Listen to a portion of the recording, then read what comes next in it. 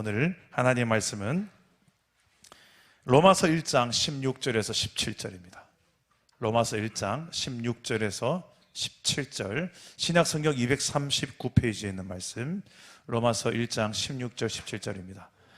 자, 우리 다 같이 한 목소리로 읽겠습니다. 시작. 내가 복음을 부끄러워하지 아니하노니 이 복음은 모든 믿는 자에게 구원을 주시는 하나님의 능력이 됨이라. 먼저는 유대인에게요 그리고 헬라인에게로다.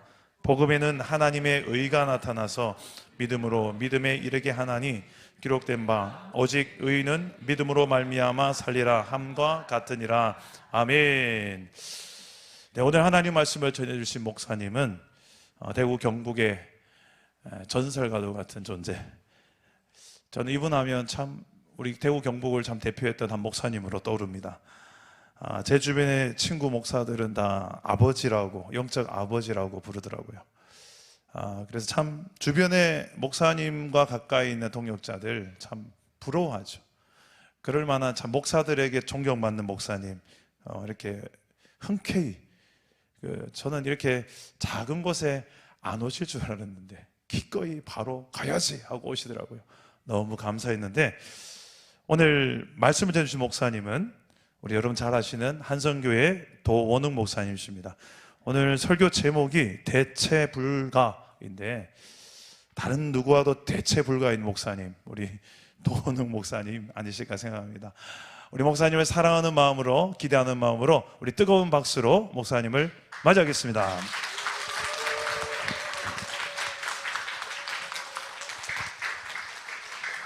감사합니다. 네, 제 살던 동네 왔습니다. 15년 만에 기도하겠습니다. 하나님 은혜와 사랑을 감사합니다. 늘 보고 싶은 얼굴들, 또 오고 싶은 곳, 오늘 와서 특별히 사랑 담은 교회 성도들과 함께 하나님의 말씀을 받습니다. 우리 영혼 깊숙이 이 말씀이 꽂히게 하시고, 또 그 말씀 따라 살아서 말씀이 주는 축복과 능력을 우리 성도들 모두가 누리게 해 주옵소서. 감사합니다. 예수님 이름으로 기도하옵나이다. 아멘. 제가 어떤 말씀을 드릴까 고민을 했는데 좀 어려운 얘기를 하기로 했습니다. 그렇지만 제가 이제 지금까지 제가 이제 국산 나이로 65이죠. 5인데 최근에 제 뇌리를 떠나지 않는 누구를 만나든지 어떤 곳에 가든지 꼭 하는 그런 말씀입니다. 아드 폰테스라는 말이 있습니다. 이 라틴어로는 근원으로 돌아가자, 기본으로 돌아가자, 그런 뜻인데요. 르네상스 시대 때 인문주의자들이 외치던 구호입니다.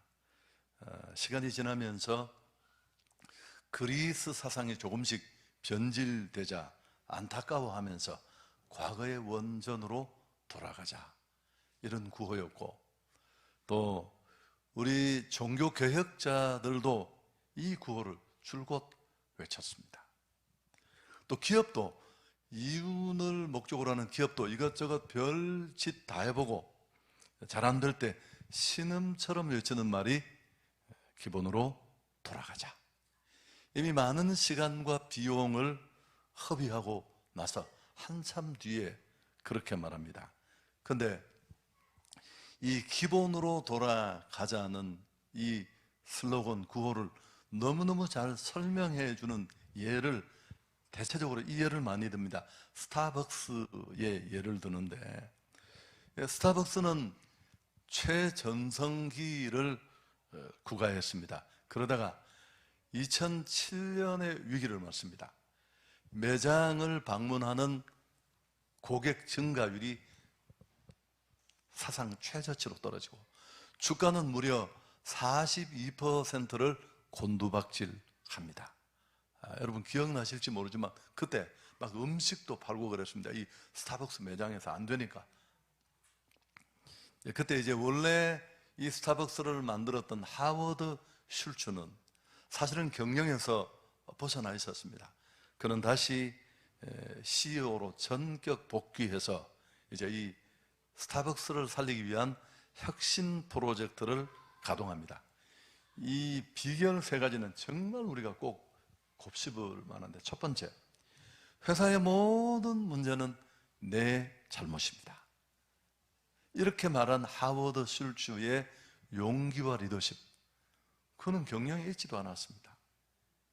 그런데 그는 오늘 회사가 이 지경이 된 모든 책임은 내 책임이다. 그럼 두 번째가 더 중요한데요, 이 커피 파는 매장에 커피 맛이라는 가장 중요한 기본으로 돌아가자.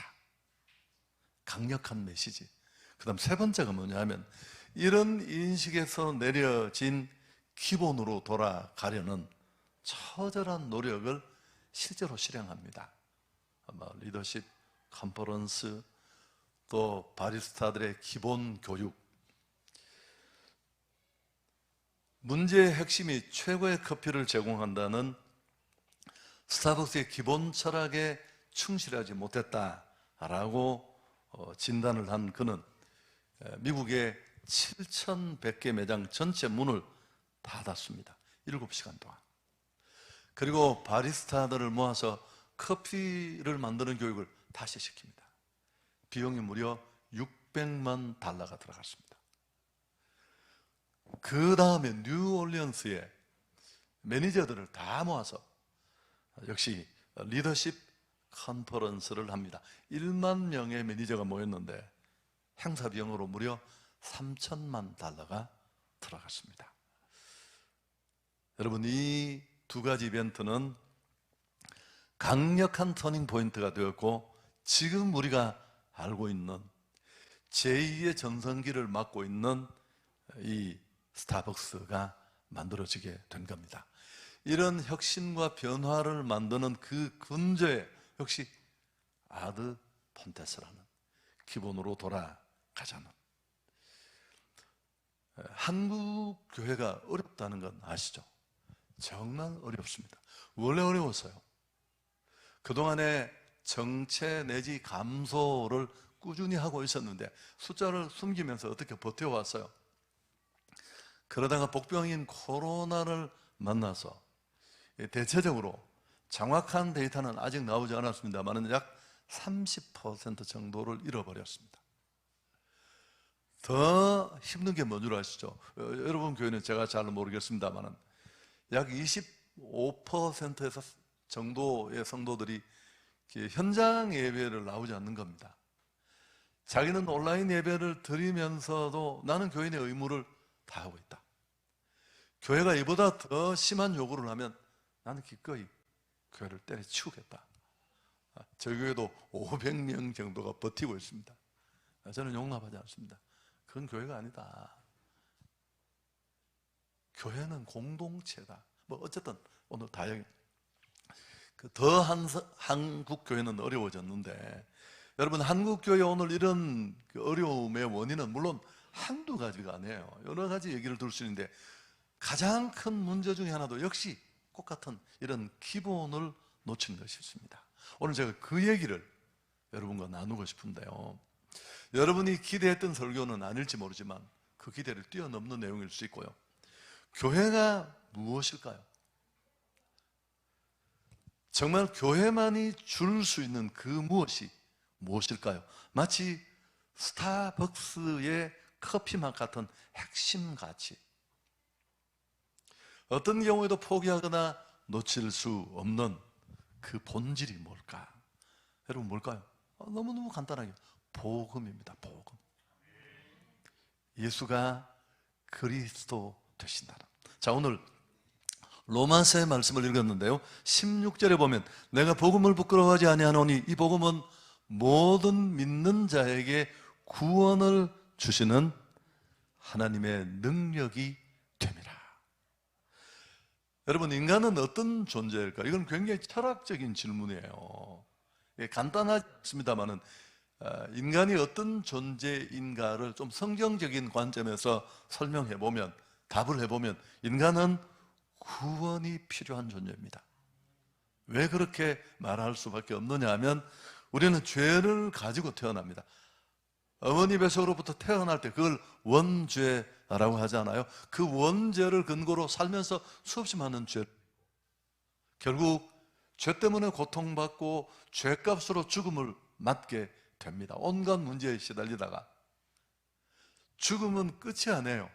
죄에 대한 심판, 영원한 형벌로 치닫는 게 죄를 해결하지 못하는 인생의 모습입니다. 다시 말하면 행복하고 싶고 잘 살고 싶고 의미 있게 살고 싶지만 죄를 끊어내지 못하고 죄의 굴레를 벗어버리지 못하는 인간은 철저하게 죄에 침몰되어 있습니다. 죄 문제를 극복하지 못하면 그건 살아도 사는 게 아닙니다. 아무리 큰 차를 타고 아무리 많은 연봉을 받아도. 근데 바로 인간을 철저하게 불행으로 죽음으로 영멸로 몰아가는 이 죄를 끊어내는 해법이 오늘 교회에 주어진 줄 믿습니다. 예수가 그리스도 되신다는, 이게 바로 구원하는 능력입니다. 모든 믿는 자에게 구원을 주시는 하나님의 능력. 예수 믿으면 죄를 해결하고 행복하고 구원받는다는 것. 여러분, 그래서 이 교회와 성도는 이 복음을 전해야 하는 사명이 있고, 교회는 이 이유 때문에 존재하는 겁니다. 그래서 전도나 선교는 프로그램이 아니에요. 이건 교회 정체성이고 본질입니다. 해야 할 일이고 사명이고 존재의 이유입니다. 열매가 없어도 해야 돼요. 한 걸음 더 나아가서 전도와 선교는 교회를 교회답게, 성도를 성도답게 합니다. 여러분, 이건 점잖은 표현. 교회답지 않은 교회, 성도답지 않은 성도, 그건 교회가 아니에요. 그건 성도가 아니에요. 십자가를 매달았다고 그렇게 교회가 아닙니다. 복음을 외치지 않고 복음이 프로그램이 되었다면. 그래서 교회가 예수의 그리스도 되심을 전하는 것은 제자도입니다. 제자도. 저는 이제 이 표현을 좀 조심스럽게 쓰는데, 한국 교회가 제자 훈련에 굉장히 빠져 있잖아요. 저는 좀 제자도에 대한 이해가 왜곡되어 있지 않나 그런 생각을 합니다. 그래서 그 개념이 틀린 건 아니지만 완전히 설명하지 못하는 개념이 있는데, 이런 문제를 좀 더 분명히 전달하고 싶어서 차별화해서 선조적 제자도라는 말을 만들어냈어요. 없는 말은 아니지만 좀 의미를 다르게 씌웠는데, 자, 좀 설명을 해볼게요. 어려운 말은 아니고 또 어렵게 설명하지도 않을 터인데요. 여러분, 성경은 제자에 관심이 있습니다. 그럼 어떤 사람이 제자일까요? 제자들을 한번 보면 되겠죠. 근데 그래도 그게 선뜻 와닿지 않는다면 나를 따라오라고 말했던 제자에게 진짜 제자된 삶을 온몸으로 보여주셨던 예수님을 보면 되겠죠. 그것도 헷갈리면 예수님의 공생애를 봐도 잘 모르겠다 싶으면 마가복음 1장 38절에 이런 말씀이 나옵니다. 이르시되, 우리 같이 한번 읽을까요? 우리가 다른 가까운 마을들로 가자. 거기서도 전도하리니 내가, 여러분, 이 앞에 보면 예수님이 하루 종일 사역하고 병자 고치고 하다가 늦은 시간 숙소로 돌아왔는데, 그 숙소 앞에 또 사람들이 필요를 구하며 기다리고 있는, 그들 문제를 다 해결해 주었습니다. 주무시고 나니까 동네 사람들이 좋다고 다 몰려와서 더 머물기를 요청할 때 그 인간적인 만류를 단호히 끊어내면서 예수님이 하신 말씀입니다. 우리가 다른 가까운 마을들로 가자. 거기서도 전도하리니 내가 이를 위하여 왔다. 좀 간단하게 설명하면, 저는 제자는 어떤 사람이냐 하면 전도나 선교가 프로그램이 아니라 어쩌다가 하는 행사처럼 하는 일이 아니라 일상이 된 상태, 삶이 된 상태. 우린 구원을 너무 좁게 편협하게 생각합니다. 자기만의 구원으로 이해합니다. 나 구원받았어. 천에 하나 만에 하나 하나님이 구원하시고 나를 살려주셔서 눈물 세 방울 흘리고 팍 찬송하고. 여러분 그러다 끝내시면 안 돼요. 물론 그런 감격도 없는 분도 계시잖아요. 그렇지만 날 구원하신 하나님의 기대는 그게 전부가 아닙니다. 너 하나 예수 믿고 구원받고 죄를 끝내라는 게 아니라 우리에게는 그 예수를 전해야 될 책임이 있는 줄 믿습니다. 예수 만나 구원받아야 될 사람들이 존재하고 먼저 예수 믿은 사람을 통해 하나님은 또 다른 사람을 구원하기를 원하시는데 얼마나 많은 성도들이 자기 구원을 지키는 게 전부인 줄 알고 더 좋은 예배, 더 체계적인 성경 공부, 더 깔끔한 교제를 한다고 정말 주님이 기대하시는 일을 놓치는 겁니다. 여러분 이건 오늘 다 말씀 반쪽도 아니에요. 제가 이 동상이몽이라는 표현을 쓰는데 동상이몽이라는 사자성어를 아시죠? 그러니까 한 곳에 이불을 덮고자 꿈이 달라요. 주님의 마음은 땅끝에 잃어버린 영혼에 온통 가 있고 천사가 그 일하는 게 아니잖아요. 여러분 이건 생략될 수도 없고 대체될 수도 없는 거예요. 복음 증거는 누군가가 먼저 받은 자가 예수를 말하고 들려주어야 또 누군가가 복음을 듣고 주님 앞에 나오는데 그 일이 구원 주신 우리에게 주어진 더 넓은 구원의 의미인데 그걸 놓친 채 자기 구원에만 주저앉아 있는 모습을 보는 겁니다. 그래서 정말 동상이몽이고 오늘 교회는 위기를 맞고 있습니다. 여러분 교회 위기는 어떤 위기일까요? 종교다원주의 아니면 신천지 같은 이단, 믿는 자들의 헌신 부족, 열심은 있는데 헌신이 없대요. 또 코로나19 물론 교회를 상당히 힘들고 어렵게 했습니다마는 그러나 교회 위기는 그런 위기가 아닙니다. 교회 위기는 교회가 교회의 영광을 모르는 겁니다.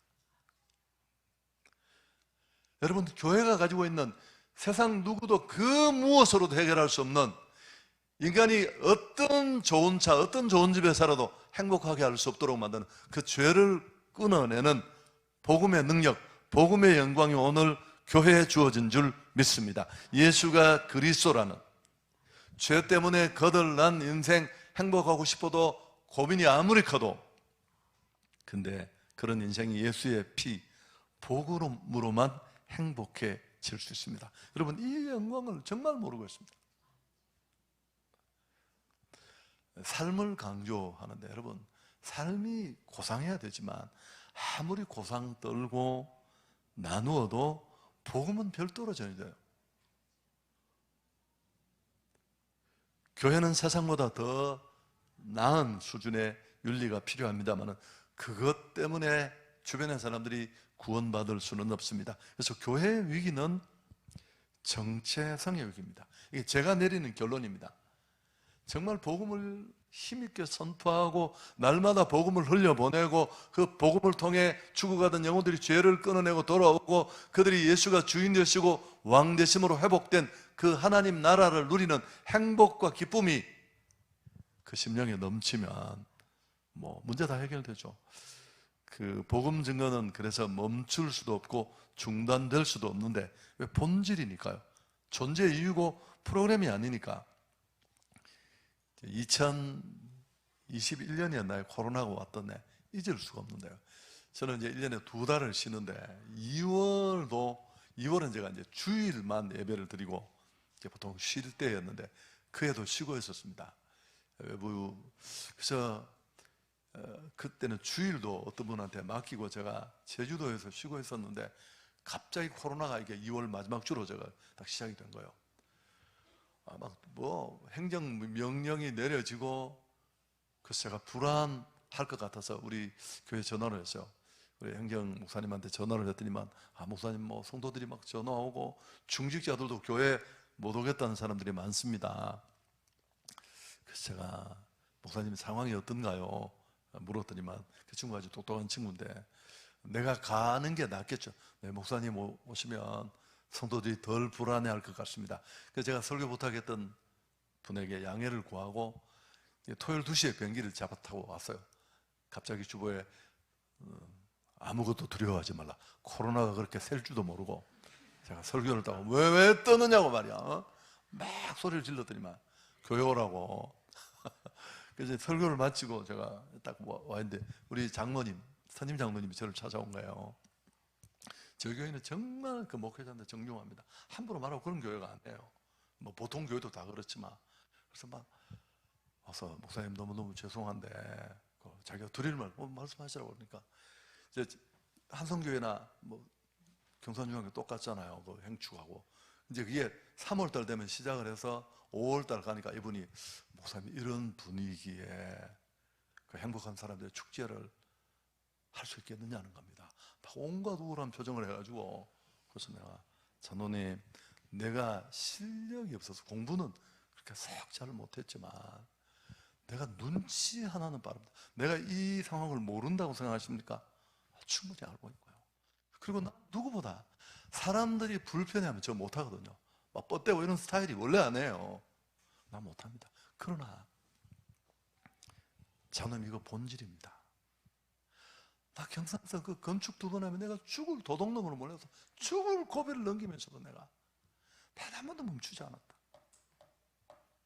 이 정도 어렵다고 멈추면 다음에 또 멈춰야 되고 나도 정말 이 불편한 상황에 국가가 막는 일을 해가면서 일하고 싶지 않다. 당신 제발 나를 좀 설득해라. 당신이 나를 설득하면 나 그만두고 싶다. 지가 나를 설득할 수가 있었겠습니까?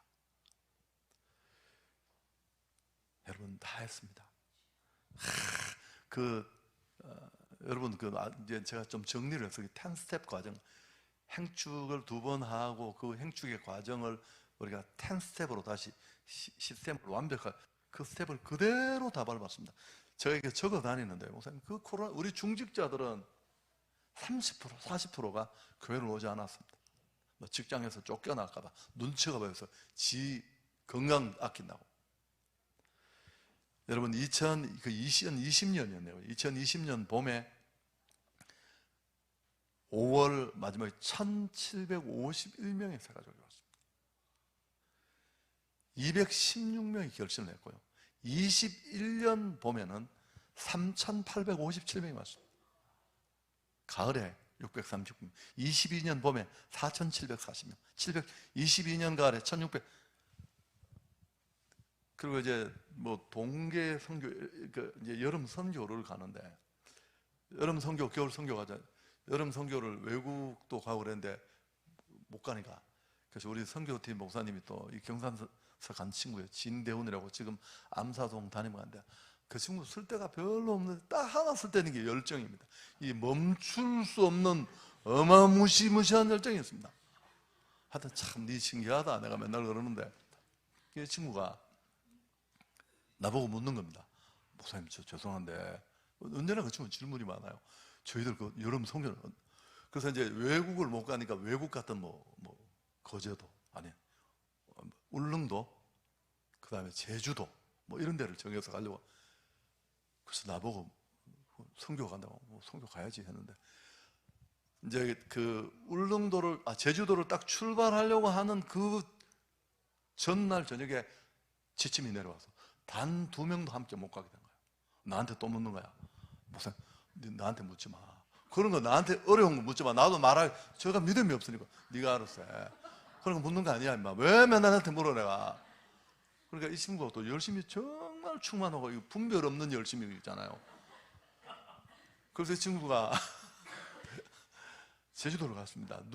우리 교회 저희 교회 그 영어 EBS 영어 선생님 중에 쉴라라는 아세요? 선글라스 끼고 다이아그램 그리면서 영어 가르치는 사람이 있어요. 저는 그분이 우리 집사인 줄 몰라서 선글라스 끼고 자 아시겠죠? 이러는데 자기 시어머니가 이제 며느리 자랑한다고 우리 며느리가 그래서 내가 굉장히 예쁘시고 멋있는 분인데 선글라스 끼고 그러니까 뭐 이분이 자기 그 영어 학교에서 가는 것처럼 그렇게 했어. 여러분 제주도 가서 그 영락교회 제주 영락교회가 3, 4천 명 모이는 교회잖아요. 제가 제주도 쉴 때 많이 예배드린 그 교회에서 우리 찬양사역자 윤진이 가고 해서 목사님 펑펑 울렸어.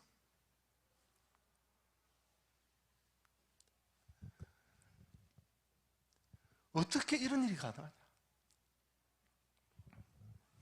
저희 교회 옆에 제가 가기 전부터 신정 택지 개발 지구라고 고시가 되는데 그거 한 14년씩 이렇게 걸리는 거 아시죠? 뭐 몇 명은 영창 갔다 오고 그렇잖아요. 그래서 이제 아파트가 3,000세대가 들어왔는데 거기도 또 뭐 조합장파, 비조합장파 이렇게 둘이 나눠서 막 끝까지 싸웁니다. 분담금을 내니 못 내니. 그래서 이제 저희 교회하고는 굉장히 가까운 거리에 들어온 어마어마한 규모의 아파트였죠. 그래서 저희 그 갤러리를 문을 닫고 그 갤러리에 그 마스크 만드는 공장을 만들었습니다. 참이었으니까 우리 성도들 거기서 마스크를 예쁘게 만들어서 비즈도 달고 막 이렇게 해서 그 아파트 이제 막 입주하는 곳에 문고리에 그 달고 기도하고 그걸 정말 진심으로 하니까 조합 측, 비조합 측에서 다 한성교회는 인정한다. 바리케이드를 다 열어줬습니다. 여러분 어쨌든 뭐 다 얘기 못합니다. 그래서 얼마나 많은 교회들이 코로나가 지나가기를 땅에 코를 박고 주저앉아 있었을 때 저희는 그렇게 하지 않았습니다. 여러분 뭐 거기 봄의 교회항구 이런 거 다 했고요. 하나도 빠뜨리지 않고 그 봄의 교회항국이라는 거 제가 했을 때는 했었는데 그 저희 교회에서 이제 저희 교회는 카페가 한 250평 되는 곳이 있어서 처음에는 집집마다 찾아가서 했었는데 이제 목동의 한 교구가 그 이렇게 자기들 공연장에 살 수 있도록 해달라고 제가 허락을 해서 지금은 카페에서 하는데 코로나에 어떻게 모여? 저희는 어떻게 춤을 열어놓고 다 모였습니다. 춤을 다 열어놓고 뭐 전혀 문제가 없었고요. 할 거 다 했고 여전히 주마다 새가족들이 왔었고요. 여러분 중직자들은 교회를 무서워서 못 왔지만 여전히 복음을 기다리는 사람들, 예수가 필요한 사람들이 있었습니다. 자, 이렇게 복음을 전하면 어떻게 될까요? 정말 건강하고 행복해집니다. 본질에 충실하고 복음을 흘려보내면 됩니다. 제가 이 비유를 맨날 드는데 가수가 있다고 칩시다. 가수의 본질은 노래 아닙니까? 그 노래만 잘하면 됩니다. 무슨 비주얼? 그건 그렇게 중요한 문제가 아닙니다. 김범수라는 가수를 아시죠? 그 친구가 안경을 얼굴로 가리고 있어서 그걸 안경을 벗기면 사실 보기 어렵습니다. 그 사람으로 분류하기도 쉽지 않은 형입니다. 그러니까 재미있게 제가 얘기를 하는 거예요.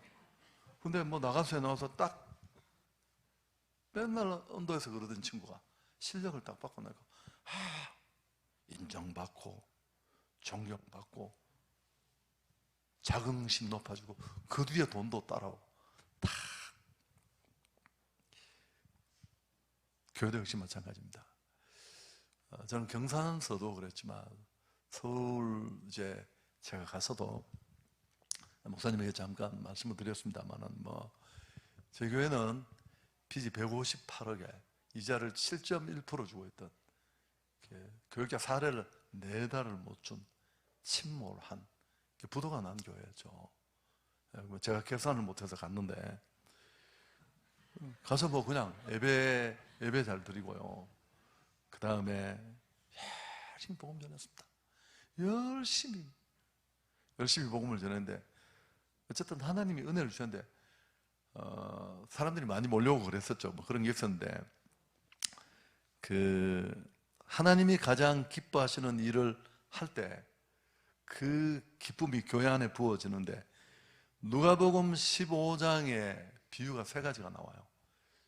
그렇지만 이 비유 3가지는 제각각 다르지만 이 3가지 비유를 관통하는 메시지는 하나요.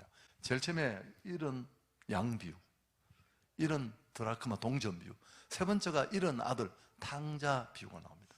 이 비유는 다 다르지만 잃어버린 한 영혼이 돌아왔을 때 하나님이 얼마나 기뻐하십니까?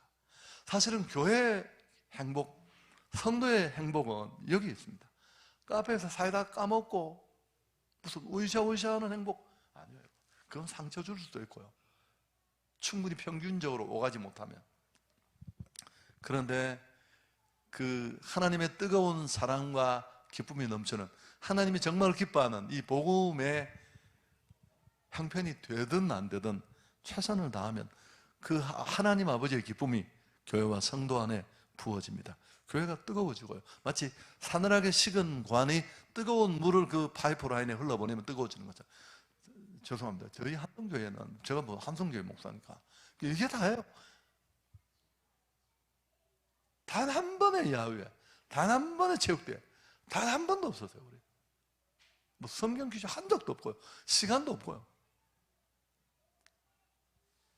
그런데 성도들이 너무너무, 제가 또 이렇게 말하면 자기 교회만 그런 것처럼, 그래서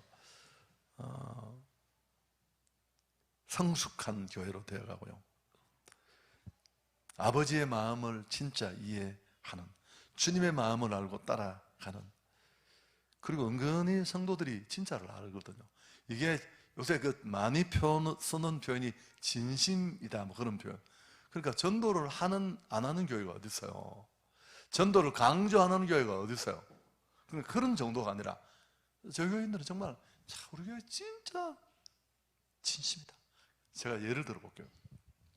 봄의 교향곡이라는 걸 여러분 아시나요? 지금은 잘 안 하는 것 같은데, 전도를 앞두고 그 스텝 중에 세 번째, 네 번째 스텝인데, 그 가까운 원래 아파트 좀 넓은 거실에 모여서 이제 담임 목사를 좀 규모가 있는 교회니까 못 보면 얼굴도 가까이 보면서 자기 최근의 상황도 얘기하고 또 기도 제목도 하고, 제가 한두 명 안수도 해주면서 이제 사실은 그 태신자 작정에 대해서 좀 얘기도 듣고 전도 계획을 나누는 그런 모임이에요. 그런 모임인데, 코로나 중에 줌으로 했다고 하죠. 줌으로 딱 10사람이 간증을 하고 서로 줌으로 박수치고 나누고 이렇게 했는데, 갑자기 독일에서 한 사람이 들어온 겁니다. 자기는 25년 전에 독일로 피아노 유학을 간 여자분이신데, 코로나기에 신앙을 잃어버리고 있다가 한성교회 이야기를 듣고, 정말 복음에 미친 교회라는 이야기 듣고, 이런 교회라면 이제 온라인 등록이 이렇게 막 많이 할 때였어요. 온라인으로 독일서 저희 한성교회 등록을 한 겁니다. 그래서 이 목회자가 또 교구 목사님이 똑똑하시더라고요. 그 미리 그분 간증은 파일로 받아놓고 인터뷰할 때 제가 바로 그때 인터넷으로 줌으로 다이렉트로 연결했는데, 25년 전에 아버지가 가수원 하는데 막 울고 불고 유학 보내달라고 논밭 팔아서 보냈는데, 독일을 가서 사기꾼을 만난 겁니다. 독일에도 사기꾼이 있답니다. 그래서 이 돈을 한 번에 다 털어가고 이분이 자살 시도를 하고 막 이러는데, 그게 어떤 돈인데. 근데 또 독일에 정말 좋은 청년 하나가 이 자매를 도와줘서 이 두 분이 결혼을 하고 유학을 마치고 살고 있는 분이었습니다. 저는 얼마나 격려가 되는지 몰라요.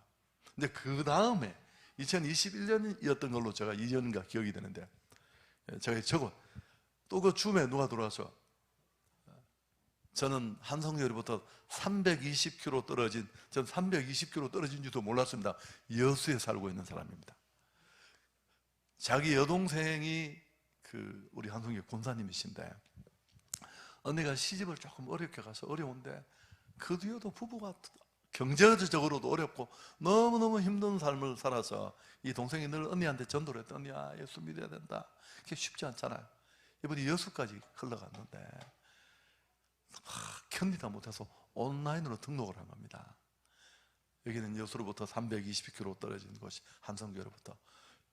여러분, 지금도 충주서 예배를 드리러 오는 사람이 있습니다. 무슨 내가 너무 멀지 않나 오는 거? 지가 상관이 없다는데 내가 뭐 애를 업고 오면 미치고 환장하는 거지. 내가 안쓰러워. 아니 성도님, 무슨 저는 멀다고 생각한 적이 한 번도 없고. 그건 지가 결정할 일이죠. 여러분, 저희 교회 이런 간증 참. 저희 교회 직경 3km 거리에 윤석전 목사님 교회가 연세중앙교회 10,000명 넘는 교회입니다. 이 윤석전 목사님이 설교 시간에 한 얘기입니다. 저를 불러서 또 밥 사주시고 비밀 창고도. 이 윤석전 목사님이 이제 보디가드 몇 명을 대고 지하철을 타러 가는데, 경상도 출신의 김상숙 권사라는 아주 센 권사님이 한 분 계세요. 이분이 목사님한테 전도지를 들고 간 겁니다. 우리 지하철 전도자. 그래서 목사님이 그냥 두라고. 이분이 끝까지 지하철 안에까지 들어가서 막 따라가. 그래서 목사님 설교 시간에 도대체 한성교회가 어떤 교회? 담임 목사 얼굴 안 보고 싶다고. 저는 좋아했었어요. 제가 그분 신앙을 다 동의하진 않지만 제가 청년기에 아니죠. 하여튼 뭐 제가 목회 초기였던 것 같아요. 경산 때. 그 절대적 기도 생활이라는 그분의 책을 읽고 제가 아주 공감했던 바가 있어서 뭐 이런 감정 수없습니다. 이 감정도 제가 여러분 이런 게 도움이 될 수 있으니까 그 목동에 가면 전영완 한의원이라고 있는데 이분은 거의 점쟁이 수준의 한의사입니다. 이렇게 손도 대지 않고 제가 삼성 의료원 진단받은 게 플러스 알파를 아는 사람이에요. 정말 놀라울 정도입니다. 제가 야한 이야기 못해서 그렇지. 우리 그 부인하고 이분은 진주 진고 출신이고 경희대 나온 한의사인데 이분이 이제 예쁜 우리 권사님한테 장가 가려고 내가 결혼하면 예수 믿겠다 뻥치고 장가를 간 겁니다. 당연히 그리고는 안 다녔는데 이제 제가 부임을 했습니다. 제가 부임해서 한 6개월쯤 지났을 때 제가 그랬죠. 우리 일단 남편들을 전도하자. 그 옆에 이제 부천에 거기 무슨 교회입니까? 갑자기 은퇴하신 한국의 전도 제일 잘하는 교회 내가 책을 읽었는데 그 교회는 이제 주한장로교회는 남편 아내 전도하는 시간 6개월을 주고 그동안에 전도를 못하면 교회에서 내쫓았대요. 한국에서 전도 제일 잘하는 교회인데 이건 자존심이 걸린 문제다. 진짜 그랬대요. 그래서 내가 참 이해가 어려운 거지만 흉내 내고 싶은 마음 썼죠. 그래서 제가 우리도 한번 해볼까. 그리고 이제 얘기를 그냥 한번 해봤어요. 그렇게 하자는 게 아니고 일단 우리가 한번 이번에 불신 남편한테 한번 예를 써보자. 그러니까 우리 이은영 집사님이 마음이 쓰이신 거예요. 신랑이 완전 그 사람 당만 여기 고집이라고 쓰였어요. 손톱도 안 들어가는 사람인데. 그래서 이제 부인은 이뻐해서 태워주고 지하에서 누워있다가 가거나 뭐 이런 사람인데.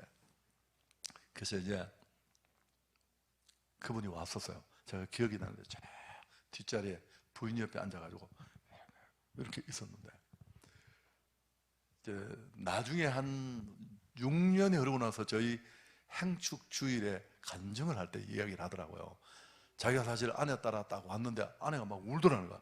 자기가 중간에 튀어나가려고 그럴 때 왜냐하면 아니 갑자기 자기가 울면 사람들이 나를 저놈의 새끼가 얼마나 못된 짓을 했으면 아내가 저렇게 자기가 도저히 못 그래요. 그래서 제가 이제 설교를 하고 저는 콜링을 하잖아요.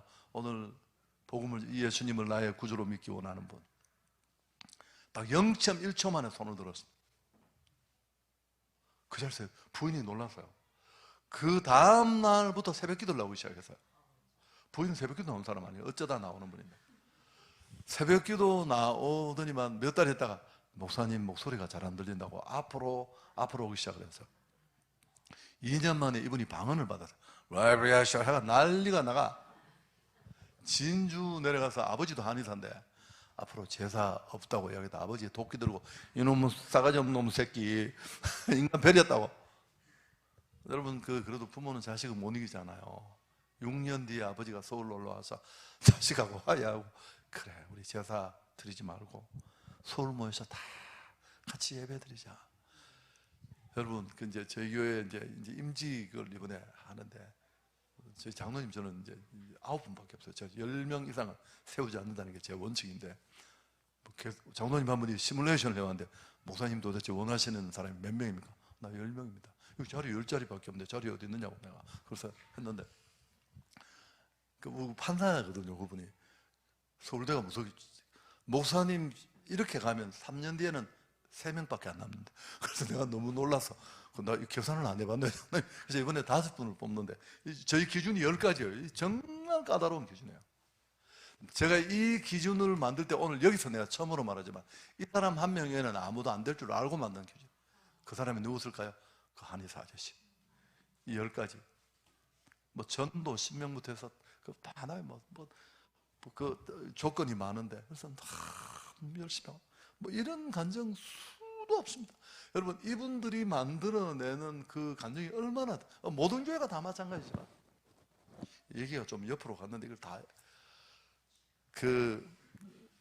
우리 목사님 권규웅 목사라는 또 제 제자가 있는데, 이 친구가 이제 그 연남동에 교회 담임하는 친구인데, 저희 딸이 2년 전쯤에 시집을 갔습니다. 도레미 양이 시집을 갔는데, 그 이제 저희 딸 시집 간다고 축하하러 왔다가 이 친구가 목사님 저 2층 중층에 보니까 그 대선이가 왔던데요.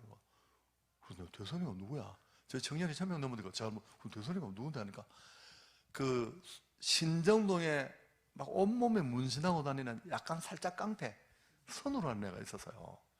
우리 이제 그 신도림에 전도 나갔던 팀이 얘를 전도해서 데려왔는데, 그래서 얘가 은혜를 받아서 막 열심히 다니니까 저희 카페에 와서 맨날 뭐 화장실 괴롭혀 문제 일으키던 친구들이 한 명도 안 오더라고. 왜 안 오냐고 물으니까 선호가 무서워서 깡패가 안 오는데 오셨는데, 야, 그것도 범죄 예방에는 한 축이 되네 싶었는데, 그래서 제가 예뻐서 우리 성령외과 집사님 집에 데려가서 이 팔에 문신을 3개월 동안 다 지워줬어요. 근데 얘가 이제 신도림에 저희 지하철 전도 매 나가는데, 지하철 전도에 가서 꼭 지 같은 거 하나 데려왔는 게 대선이에요. 대선. 이 대선이라는 데는 또 얘하고는 권 목사님이 한국의 주먹장 족보가 있대요. 5대 주먹장 중에 이 대선이가 최고 그 1번이래요. 얘가 이제 이 친구를 따라 저희 교회 전도해서 저희 청년부를 다니다가 친구하고 똑같은 지 같은 친구하고 둘이서 카나다에 여행을 갔는데, 다 도둑놈들이니까 여행하는 중에 친구 가방을 들고 친구가 도망을 가버린 거예요. 그 이 친구가 옛날 같으면 사람 때려서 돈을 뺏으면 되는데, 카나다 사람들은 총을 가지고 있다는 이야기를 듣고 그러지도 못하고, 이 주변을 돌아보니까 교회가 하나 있더래요. 찾아가서 나 서울 한성교회에서 예수 믿던 사람인데 친구가 다 가지고 도망가서 아무것도 못한다. 그러니까 이 주인이 그 집에 살게 해주고요, 카나다에 타일 만드는 무슨 그런 전문 학교를 공부를 시켜주고, 공부를 마치고 가서 이 친구가 호주 타일 서민 갑부에 나왔다는 거예요. TV 저는 못 봤는데 은혜스럽지 않으세요? 그래서 저는 얘가 교회 출석하는 줄도 몰랐는데, 여러분 그 요한복음 8장 29절에 보면 나를 보내신 이가 나와 함께 하시도다. 내가 항상 그의 기뻐하시는 일을 행함으로 나를 혼자.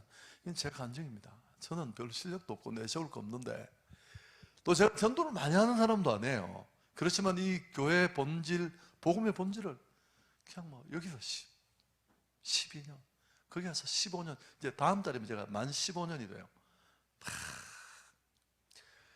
근데 이제 하나님이 제게 주신 축복들은 다 말할 수 없고요. 너희는 먼저 그의 나라와 그의 의를 구하라.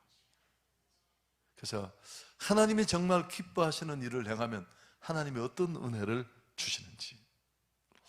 여러분 진짜 목회 열매가 뭘까요? 진짜 성도의 축복이 뭘까요? 많이 모이는 거 제가 목사라고 치면 아닙니다. 많이 모이는 게 축복이 아닙니다. 어떻게 모였느냐가 중요해요. 어떻게 모였냐. 바울이 빌립보 교인들을 향해 이렇게 말합니다. 너희는 내 면류관이다. 너희는 내 자랑이고 면류관이다. 주 강림하실 때 이렇게 말했는데, 바울이 빌립보 교회를 향해 이렇게 말할 수 있는 이유가 뭘까요? 자, 빌립보서 4장 1절 제가 자막을 띄워달라고 했는데 같이 한번 읽을까요? 그러므로 나의 사랑하고 사모하는 형제들, 나의 기쁨이요 면류관인 사랑하는 자들아, 이와 같이 주 안에 살아. 바울이 왜 빌립보 교인을 면류관이라고 기쁨이라고 말할 수 있을까? 자기가 복음을 전해서 복음으로 나왔습니다. 더 좋은 예배드리러 옮겨온 거, 더 나은 훈련 프로그램 배우고 싶어서 옮겨온 거, 하나님께는 의미 없어요. 그래서 저는 뭐 저희 자랑처럼 자긍심이기도 하죠. 저는 뭐 우리 교회가 한국 최고의 교회는 아니지만 저는 전혀 그런 열등감 없고 너무 감격할 뿐이고, 예배를 드리러 부마다 저 육부 예배 주일 때 이렇게 보면 다 정말 저희가 복음을 전해서 복음을 만난 그런 사람들이 막 뜨거운 가슴으로 앉아있는 것을 보면서 느끼는 그 혈과 감격. 자, 제가 정리하겠습니다. 여러분 진짜 부끄러운 게 뭘까요? 이걸 이제 복음의 위력을 모르면, 복음의 가치를 모르면 복음이 부끄럽습니다. 예수 믿는다고 밝히는 것도 그렇고, 또 무엇보다도 목회자들 중에도 전도하는 교회를 약간 저급하게 보는 게 있습니다. 아이고 몸부림치네. 여러분 착각하지 마십시오. 절대 저급하지 않습니다. 아마 오늘 이 로마서의 말씀을 준 사도 바울도 한때는 그랬을 것입니다. 예수 믿는 자들을 비웃고, 그러나 우리가 알듯이 다메섹으로 가는 길에 부활하신 주님을 만났고, 또 인격적인 만남 이후에 모든 것이 달라졌습니다. 복음의 능력을 경험한 후에 그는 복음을 부끄러워하지 않았는데, 자 16절 우리 다시 한번 읽습니다. 내가 복음을 부끄러워하지 않는 이 복음은 모든 믿는 자에게 구원을 주시는 하나님의 능력이 됨이라. 먼저는 유대인이네요. 그리고 헬라인에게로다. 바울이 완전히 바뀌지 않았습니까? 복음의 증인으로. 저는 이제 깨닫고 나서 이 구절을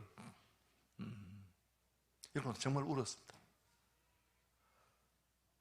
저도 복음이 부끄러울 때가 있었거든요.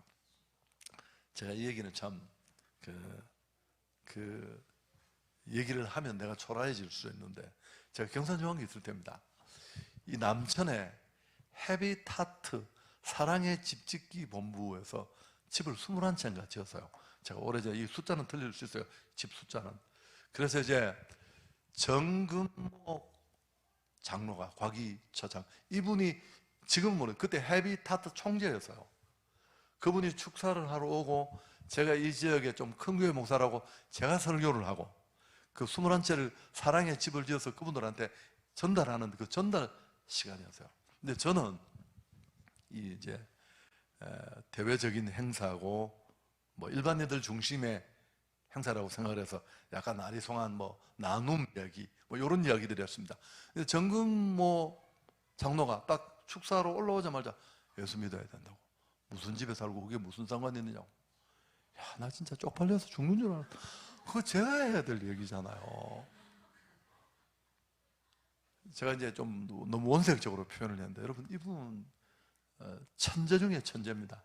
경기 중고를 수석으로 들어갔고, 경기고등학교 3달 공부하고 서울대 물리대, 그다음 미국으로 가서 여러분 석사를 안 하고 박사, 미시간 주립대 박사 받고, 이게 고작 23살 때였습니다.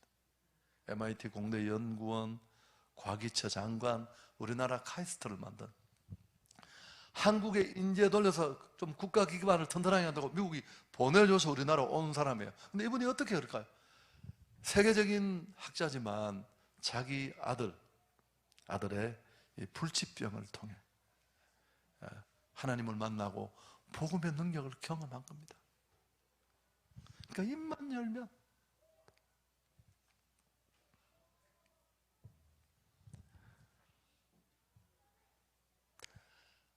나는 바울처럼 복음이 부끄럽다. 그럼 당신은 복음의 능력을 경험하지 못한 거예요. 여러분, 저는 내가 그 복음의 능력을 경험했지만, 이제 아시는 제 제자들 중에 정말 돌깡패 같은 애들 있잖아요. 그 아이들을 그렇게 바꾼, 누가 그 친구들을 바꿀 수 있습니까? 부모에게 두들겨 맞고 퇴학당하고 조폭처럼 떠돌아다니고.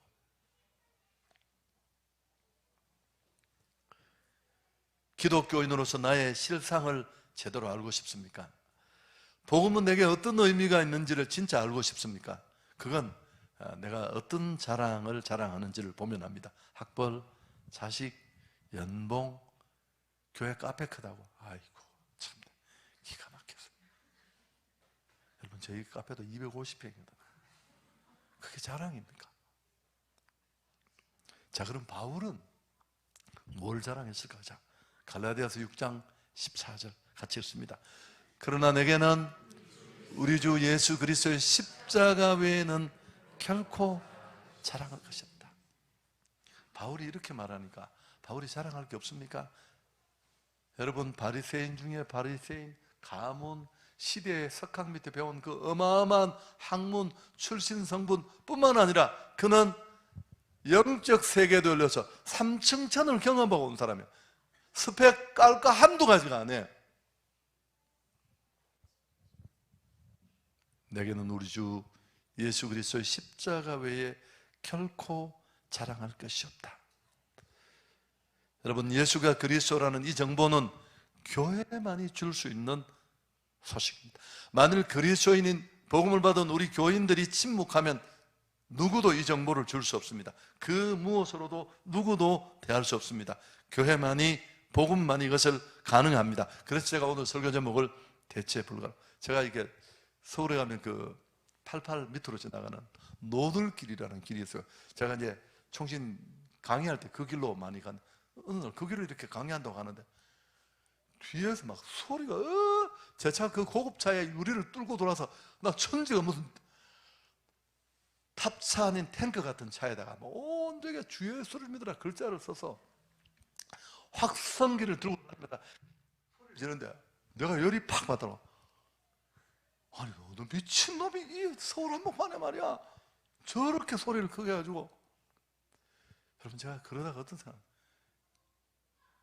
나는 저런 마음이 내게 있냐? 그분들이 얼마나 많이 고민하고 얼마나 많이 애쓰면서 전하고 싶어하는 그 열정이 느껴져서 그날 또 차 타고 한 꼭지 했죠. 참 감격스럽다. 여러분, 복음의 능력을 소유하면 몇 가지를 확신합니다. 첫째, 복음의 필연성입니다. 이 땅의 모든 사람은 누구든지 그리스도를 필요로 한다. 두 번째, 복음의 절대성. 예수님을 대신할 수 있는 것은 이 땅에 없습니다. 세 번째, 복음의 완전성. 예수 믿기만 하면 구원받는다. 그 이야기도 김중곤 목사님이 캠퍼스의 젊은 CCC 총재 돌아가셨지만 젊은이들을 모아놓고 자기가 질문을 하면 무조건 답은 온 청년들이 합치면서 예수 그리스도. 유명한 질문이죠. 내 인생 문제를 어떻게 해결합니까? 예수 그리스도. 내 힘으로 안 되는 습관의 죄, 예수 그리스도. 방황하는 사람 어떻게 돕습니까? 또 심각한 인간관계, 지금 힘들게 살아가는 내 가족과 친지에게 필요한 것은 어떻게 이 나라 살릴 수 있습니까? 우리는 무엇 때문에 살아야 합니까? 다 답이 예수 그리스도입니다. 여러분이 이 가치 있는 일에 헌신할 수 있기를 축복합니다. 저는 사실 늘 부끄럽고 제가 목사이니까 흉내만 내세요. 근데 그 흉내만 낸 일에도 받은 은혜가 너무 커서 제가 여러분에게 다 얘기하면 여러분 예배 안 드리고 뛰쳐나가실 거예요. 제가 받은 축복을 다 이야기하면 생각했던 것들은 다 이루어졌어요. 다. 제가 너무 그분이 나한테 너무 섬세하게 해주시니까 제가 그랬습니다. 하나님 충분합니다. 여러분, 제가 여기 12년을 있다가 서울로 가면서 하나님 앞에 그랬습니다. 하나님, 아니 무슨 51살에 서울입니까? 40에 보내시든지. 지금 내 나이가 이렇게 많이 들었는데 지금 내가 그 어려운 곳에 가서 견뎌내겠습니까?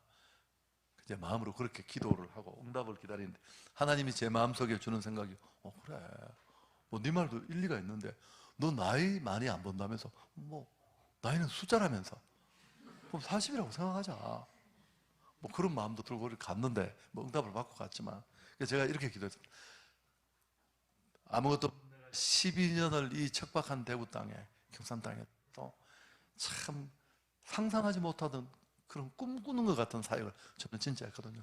맨날 욕먹고 했지만, 어려운 일을 했지만, 그러면서 하나님, 내가 당신 한번 믿어보겠다고 서울 가서 내 남은 생애를 하나님이 나를 어떻게 인도하는지 나 정말 궁금하다고.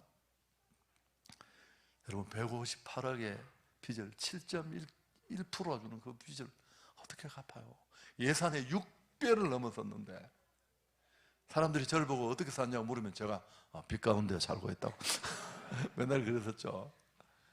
근데 하나님이 그렇게 흉내만 내는데도 다 갚게 하시고, 그러니까 제가 다, 그래서 이제 물론 그건 100% 하나님의 은혜인데, 그분이 하신 일인데 그 은혜를 받을 수 있는 요만큼이라도 뭐가 있다면 제 생각에 그냥 제가 끊임없이 복음을 말하고 복음을 외치고, 여러분 한국의 목회자들 중에 졸업식 전도, 입학식 전도, 경산중앙교회는 하는지 모르는데 이런 거 하는 게 경산중앙 한성교회 출신 외에는 없습니다. 경산에 지하철이 없을 때 지하철 전도대가 있었다는 거 아시나? 그런 거 모르시죠? 모르시죠, 당연히. 여러분, 지하철이 없을 때 지하철 전도대가 있었고, 여기는 지하철이 들어오지도 않을 때 지하철 전도대가 있었습니다. 지하철 전도대 그것도 하도 세게 하니까, 옆에 그 무슨 교회입니까? 서울교회인가요? 옆에 무슨 교회가 또 저희가 그러니까 지금도 저희들 뭐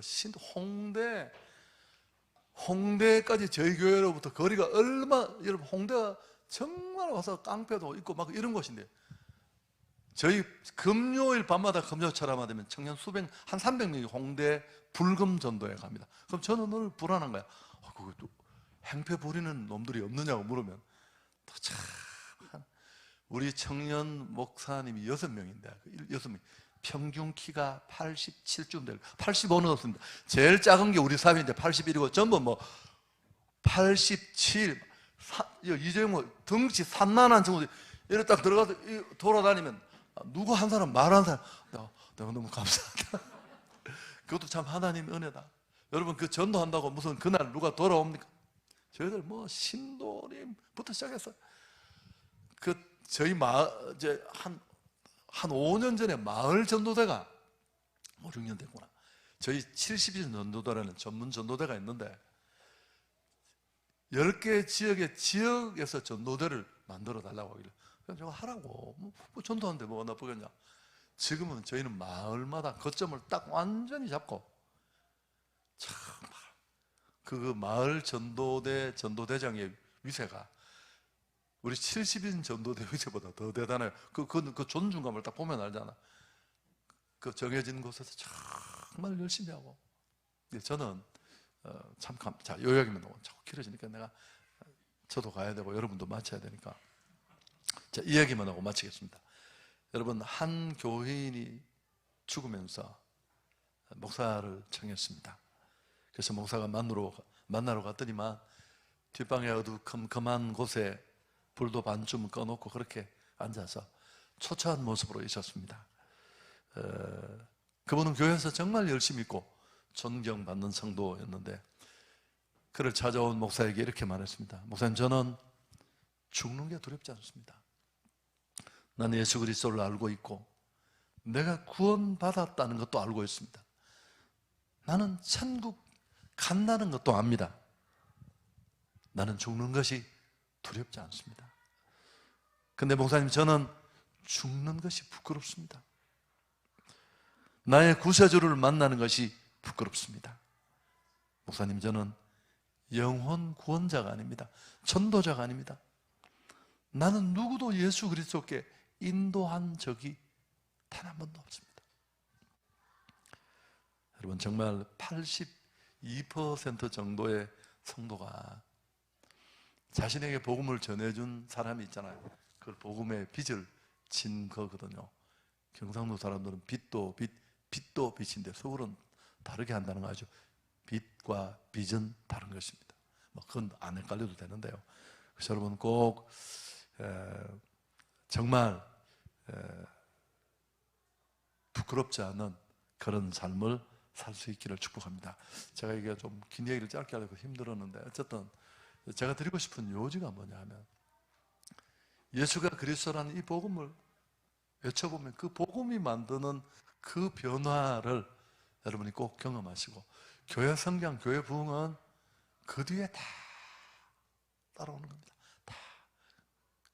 저희는 제가 목사님에게 살짝 자랑처럼 했는데 최근에 무슨 제 퇴직금 이렇게 계산 때문에 미리 정리를 한다고 하는 김에 한 분이 데이터를 내왔는데 220억을 갚았다. 200에서 220억을 갚았더라고. 그럼 그 14년, 5년 동안에 저는 빚 갚으려고 생각한 적 한 번도 없습니다. 제가 대구서도 빚 갚자고 저희는 연말당에 공동회할 때 질문 못하게 질문을 할 게 뭐 있습니까? 내가 질문을 해야지. 그냥 질문하지 마세요. 왜 질문하냐? 내가 무슨 설명하냐면 빚을 당신들이 졌는데. 질문 저희 못하게 하거든요. 못하고. 근데 한 분이 질문을 하셨어요. 그 이름도 김정일 집사라고. 이름도 우리 장로님이 목을 딱 잡고 나가, 목사님 질문하지 마라. 근데 왜 입만 질문하냐고 끌고 나가셨어요. 그래서 내가 아니 제가 질문하지 말라고 했지 않습니까? 왜냐하면 내가 설명을 뭐라고 하겠냐고. 당신들이 나한테 설명을 해야 되지. 그래서 내가 이유는 안다. 이유는 왜? 목사님 빚이 이렇게 많은데 빚을 언제쯤 갚으실까? 뭐 그런 궁금증이 있을 것 같은데, 그래서 나는 빚 갚으려고 생각을 한 번도 한 적이 없다. 왜냐하면 내가 이 빚을 어떻게 갚겠냐. 그러나 빚을 갚는 방법은 두 가지 있다. 제가 경산서도 똑같은 이야기 했어요.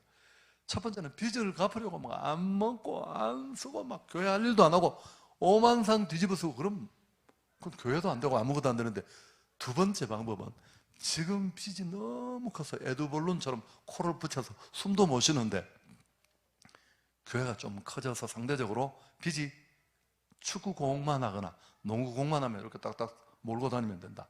나는 후자다. 그리고 정말 교회 빚 갚는 게 그렇게 당신 간절한 바람이냐? 그럼 돈 많이 벌어서 11조 많이 해라. 나한테 그렇게 질문하지 마라. 저희는 공동회가 15분 만에 다 끝납니다. 항상 유인물도 없고 영상이 또 좀 흐릿하다 그러더라고. 하여튼 우리는 열심히 하는데 잘 안 보여. 다다다 보여주고 그냥 동의합니다, 저청합니다. 그래서 그게 끝이 나는데, 여러분 단 한 번도, 저희는 코로나 중에도 계속 그래서 쓸 거 다 쓰고 하면서도 열심히 복음 전했고요.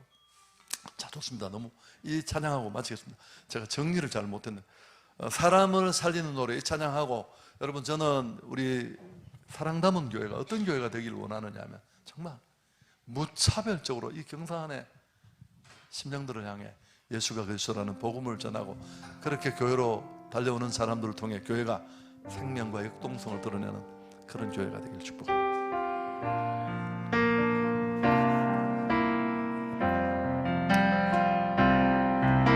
주 부르심 따라 예수 이름 부르며 나의 인생을 드렸네.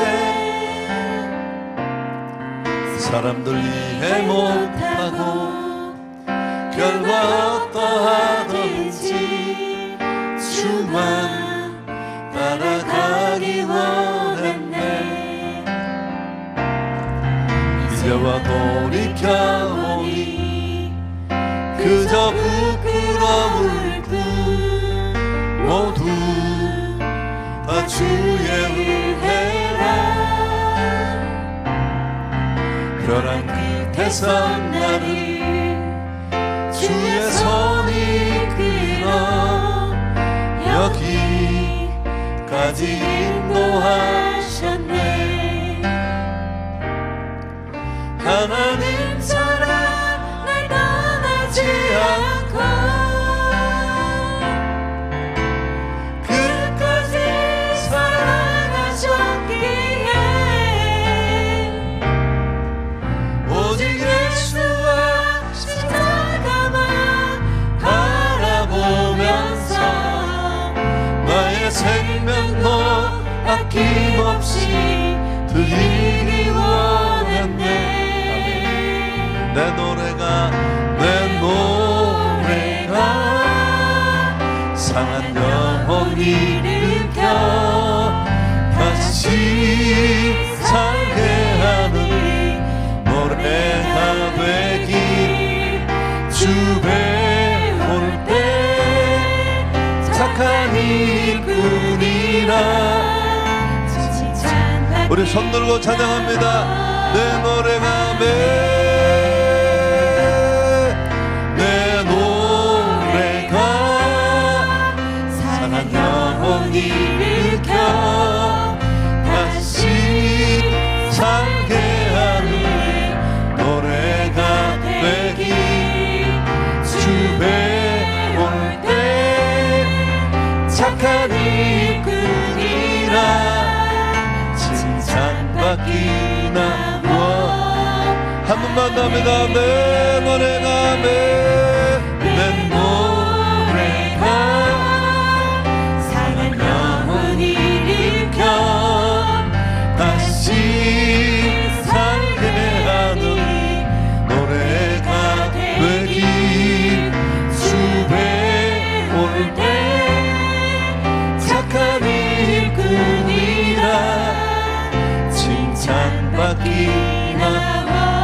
우리 시간 주님 찾고 기도합니다.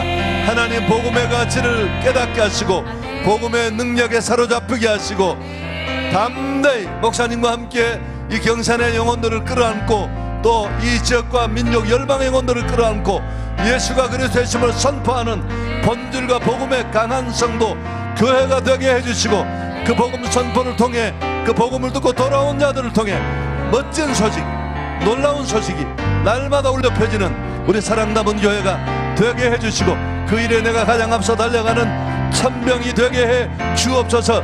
주님 찾고 기도합니다. 주여 주여 아버지 하나님 은혜와 사랑을 감사합니다. 이곳이 하나님 피로 값주고 사신 주님의 십자가 사랑을 보여주는 사랑 담은 교회를 세워주셨습니다. 예수를 알게 하시고 예수를 믿게 하셨습니다. 그 예수가 내 가슴에 뜨거움으로 남아있다면 내가 복음의 능력과 복음의 가치를 경험했다면 구원의 은총으로 내 안에만 넘쳐두지 말고 예수가 그래서 내 힘을 죄에 죽어가는 사랑하는 사람들에게 이 지역의 사람들에게 또 문열방에게 선포하게 해서 그 복음을 통해 구원받고 하나님의 나라가 확장되고 그 심령들이 주께로 돌아오는 놀라운 역사가 있게 하시고 세워주신 목사님, 동역자들 그리고 온 교회가 예수가 그리스도의 힘을 담대하게 선포하는 천병이 되게 하시고 오늘 이 금요 성경 집회가 그 일을 만들어가는 시작이 되게 해 주옵소서.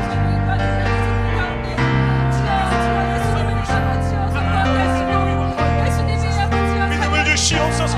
우리에게 하나님의 성령을 부어주시옵소서. 주께서 행하실 때를 기대합니다. 하나님이여 내 아버지여 복음으로 부름받은 하나님의 백성들이 이 은혜에 미친 자들이 일어나 주 예수 그리스도를 위하여 내 인생을 걸게 하시고 내 젊음을 걸게 하시고 아버지가 그래야 할 때 이 복음이 나를 이끌어가고 사도 바울과 같이 내가 이 복음에 있는 내가 자랑할 것이 없노라. 주 예수 그리스도에게 배우는 복음만이 나의 가장 큰 자랑이 되게 하여 주시옵소서.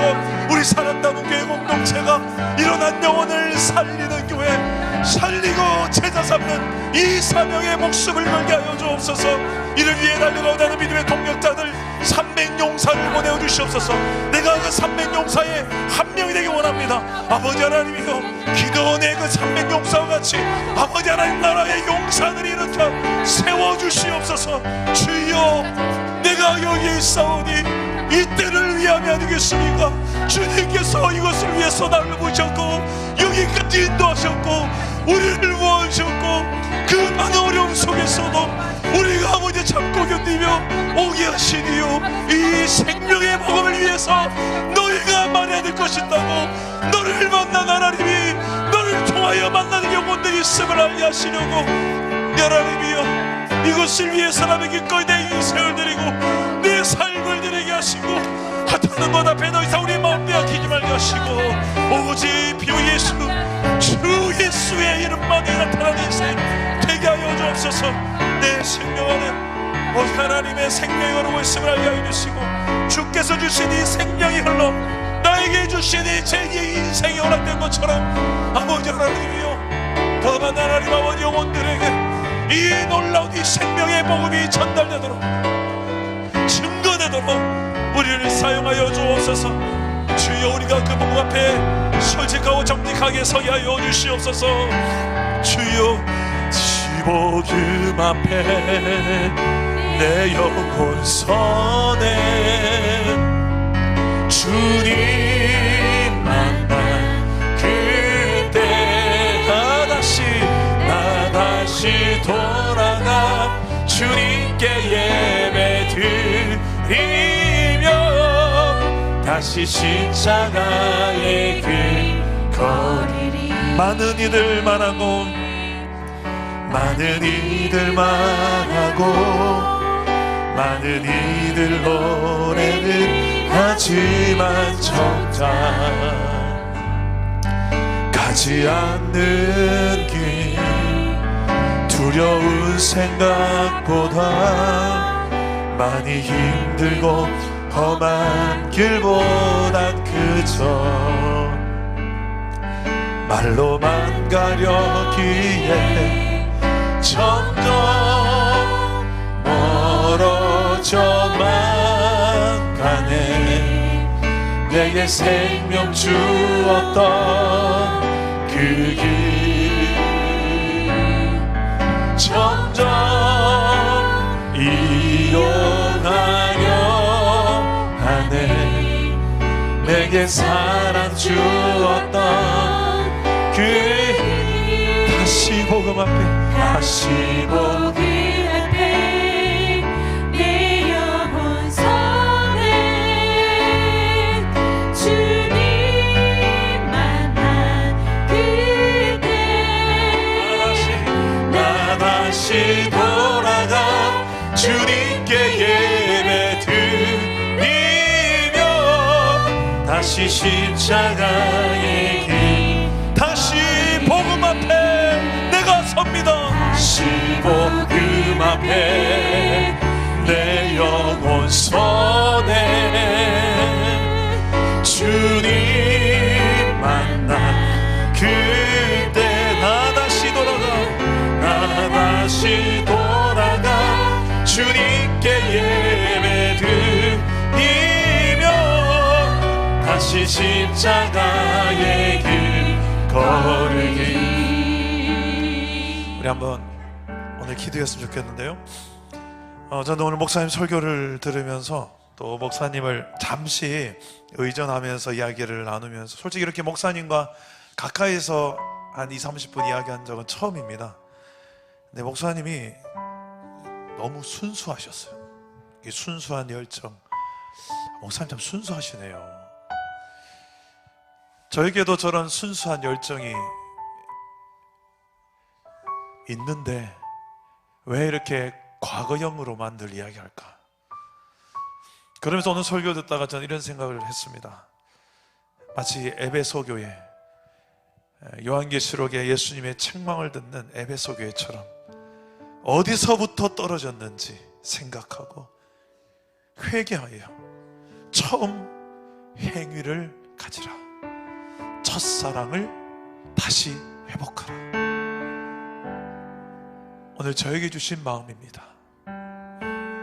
이 목회자인 저부터 어디서부터 떨어졌는지 생각해야 될 부분이 있다는 것을 알게 됩니다.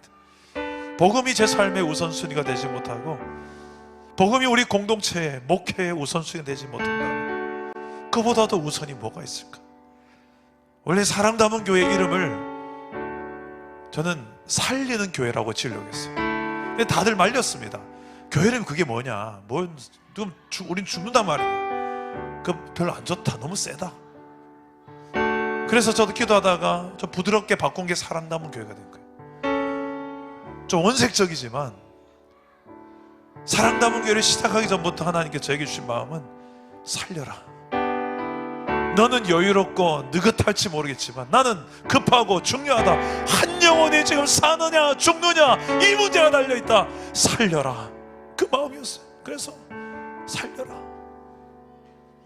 그 살리는 교회 한번 만들어 보겠습니다. 주님 마음 시원케 드리는 내 손에 복음이 있는데 이 복음으로 살리라고 주셨는데 주여 내가 그런 살리는 교회가 되겠습니다. 공동체를 만들어 보겠습니다. 하나님의 사랑을 담아서 한 영혼 가정 다음 세대를 살리고 제자 삼는 선교적 교회 우리 사랑 담은 교회가 되게 하여 주옵소서. 다른 아님 복음 안 하면 충분합니다. 예수 십자가 복음 안 하면 충분합니다. 이 살아계신 예수를 내가 만나면 충분합니다. 그 예수님을 말할 수 있는 힘을 믿음을 내게도 주시고 아버지의 오직 복음으로 사는 나의 인생 되게 하여 주옵소서. 주님 세 번 찾습니다. 주여 주여 주여